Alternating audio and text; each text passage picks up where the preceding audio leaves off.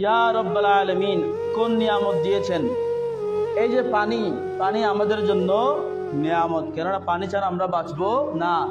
আবার পানির অপর নাম যদিও বা জীবন হয়, কিছু কিছু ক্ষেত্রে পানির অপর নাম আবার মৃত্যু হয়ে দাঁড়ায়।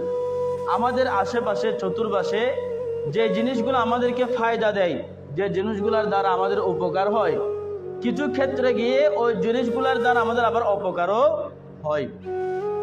আপনি ধরুন, আপনার স্ত্রী আপনার জন্য আল্লাহর পক্ষ থেকে নিয়ামত, কিন্তু কিছু কিছু ক্ষেত্রে স্ত্রীরা স্বামীর জন্য কিয়ামত হয়ে দাঁড়ায়। মনে করেন পানি আপনার জন্য আল্লাহর পক্ষ থেকে নিয়ামত, কিছু ক্ষেত্রে এটা কিয়ামত হয়ে দাঁড়ায়। ফল ফলাদি আল্লাহর পক্ষ থেকে বান্দার জন্য নিয়ামত, কিছু ক্ষেত্রে কিয়ামত হয়ে দাঁড়ায়।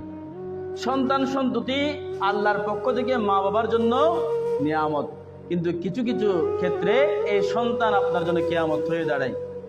মা বাবা সন্তানের জন্য আল্লাহর পক্ষ থেকে নিয়ামত, কিছু ক্ষেত্রে কিছু মা বাবা আবার কিয়ামত হয়ে দাঁড়ায়। এরকম যত ভালো জিনিস এই দুনিয়ার মধ্যে আছে সব কিছু যদিও বা আল্লাহর পক্ষ থেকে আমাদের জন্য নিয়ামত হয়, আবার কিছু ক্ষেত্রে কি হয়ে যায়, কিয়ামত হয়ে দাঁড়ায়। সুতরাং আল্লাহ এটা বলছেন না, যে আল্লাহ এটা বলছেন যে লা আসআলুকুম আলাইহি আজরা, ইয়া রাসূলুল্লাহ আপনার